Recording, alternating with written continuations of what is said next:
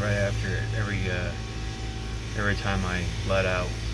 It's bottled up inside me. And we have a lovely interaction like we had recently, Jonathan.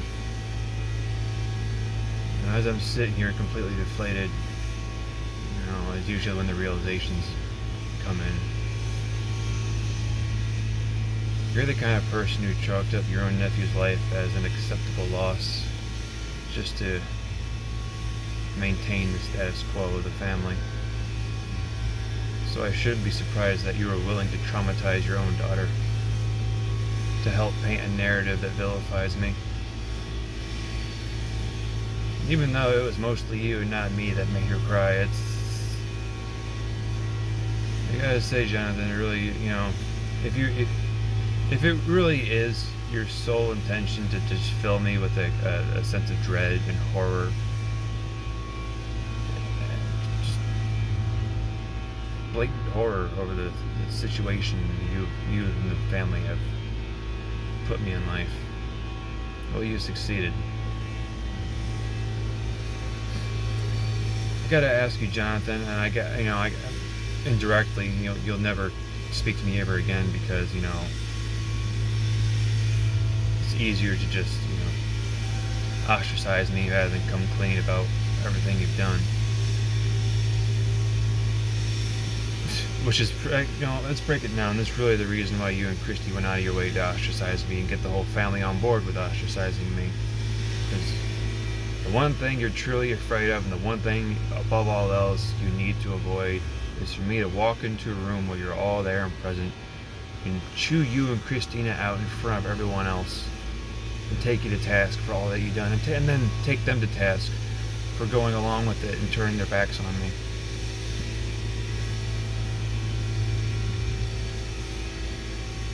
Gotta ask, Jonathan, if you had answered the door with your usual scowl on your face and, in your smug, what the fuck do you want attitude, would your daughter, who I forgot existed, would she have been crying then? Or was she crying because, like you said, you made a point to make a scene to call the police and dramatize the whole event? Would she have been crying if you had just answered the door?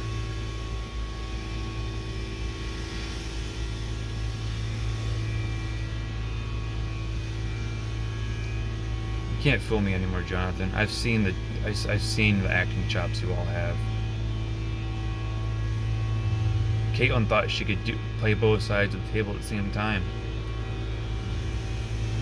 Telling everyone I was emotionally abusive, this, that, and the other. And at the same time, she keeps coming back to me asking me to be a dog sitter for her or help her find an apartment because Christy was kicking her out again. She tried to play both sides of the table, and when you all ostracized me for my grandmother's funeral and I found out about the funeral after it happened, that's when I told her she would never get help from me again, and that's why she doubled down. Yeah, you're also terrified of me, Jonathan. Right there in front of the house, you saw her get in my face, wag her finger, because she was upset that... You know what? All those videos are unlisted and private. Unless you went around sharing them, no one saw them. I had this misguided belief that you guys would face the music, or I could make you all accountable for what you've done, but toxic families never face accountability.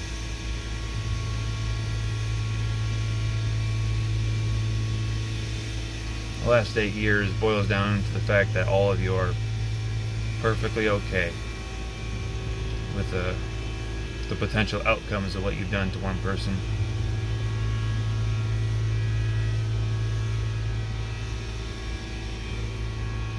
One death of despair is an acceptable loss to you, Jonathan Borden.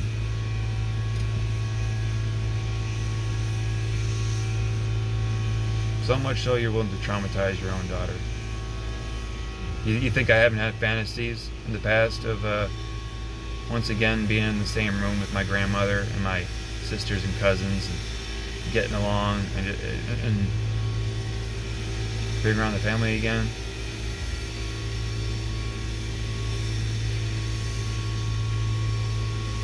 You don't want me around because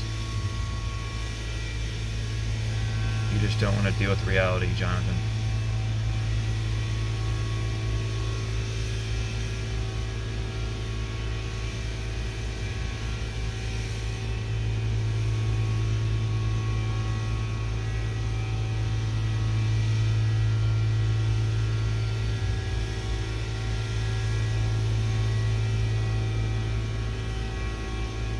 You should probably sit down and think about that for a moment.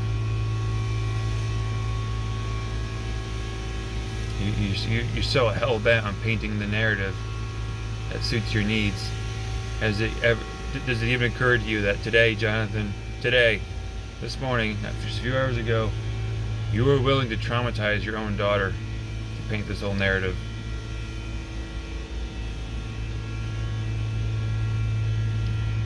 I wish I had recorded our interaction to the Ring camera. I'm willing to bet you're gonna doctor that and only take out snippets. You know, cherry picked to, help paint your narrative.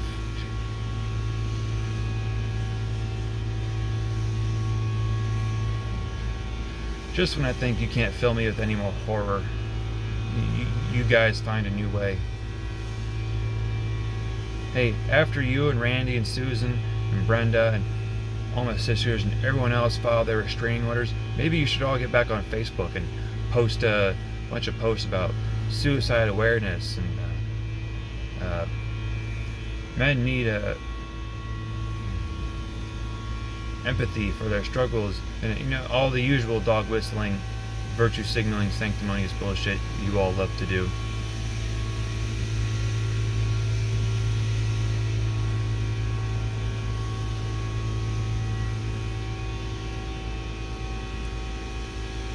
The more and more anyone with two brain cells to rub together would think about this and wonder, why was your daughter scared, Jonathan?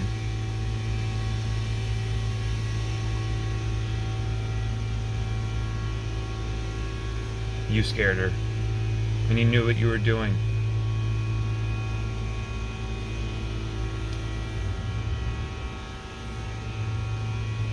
I guess I shouldn't be surprised. You're perfectly okay with your nephew dying a death of despair. Oh yeah, and all the ways you've all treated me, yeah. You all like to vilify Randall. I'm at this point, I'm halfway convinced that he became an alcoholic because of all of you and the way you treated him. Because the way you treated him very much mirrors the way you treated me. You all need a lightning rod for all your dysfunction and hate.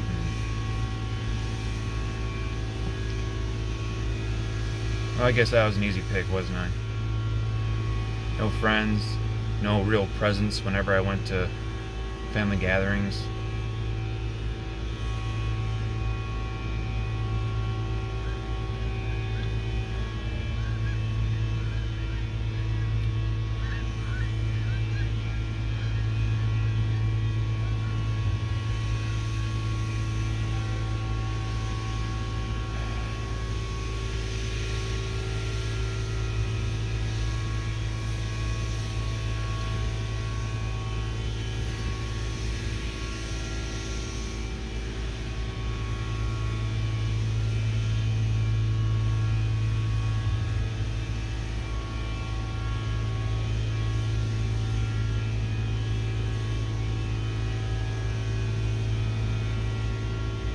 Who am I kidding?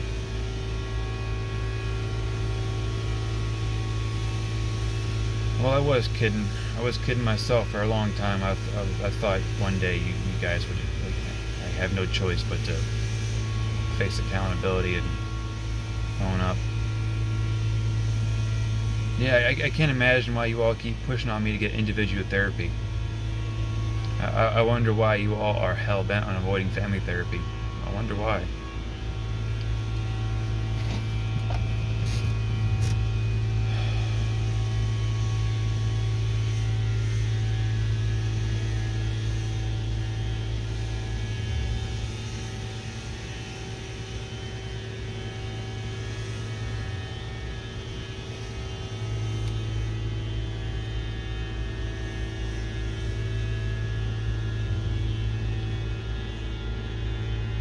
Oh, and for the record, Jonathan, I knew I was giving you all the ammunition you needed to concoct your whole. We're afraid of him. We gotta, I knew you were gonna go the restraining order route, Jonathan. You and Christy have already been going around smearing me for a couple of years now. If anything, I'm surprised you guys haven't made a restraining order yet. Well, probably because you didn't have enough to work with, but you do now. Hey, I'm just giving you and Randy and all of you the response you wanted to help you justify to do what you want to do. Jonathan, you wanted to make a restraining order back when you were giving me that fake promise to engage in family therapy. The look on your face, the scowl, that menacing scowl.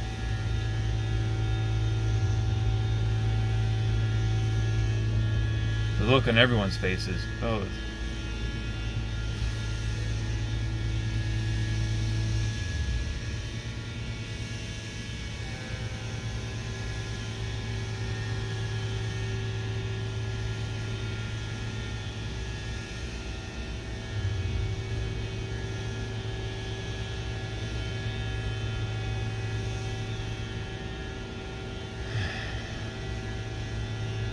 Not a thing about you is authentic, Jonathan. Not a thing about you is genuine.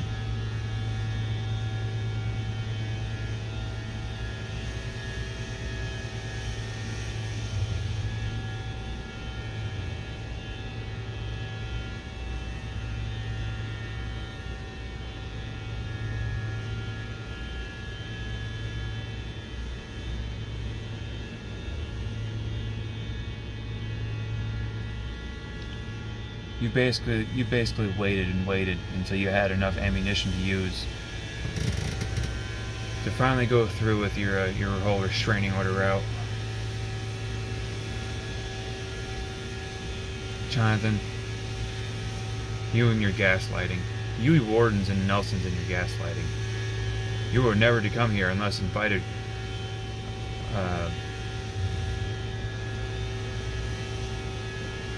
Jonathan, I found out about my grandmother's funeral after it happened. Thanksgiving, right after Grandpa's funeral. Not a word from anyone. But I went and took a peek and, yeah, there's the whole family. Just days after Christy nonchalantly turned around and said, yeah, that's my son Ryan, while she's talking to someone like it was a normal thing. Just days after that, you're all sitting down together, having Thanksgiving. Not a word to me. But you like to talk as if I chose to remain isolated and that you reached out all the time and you did everything you could to help me.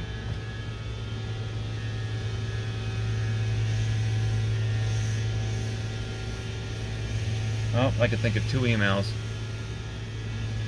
One to accuse me of something, the other to antagonize me.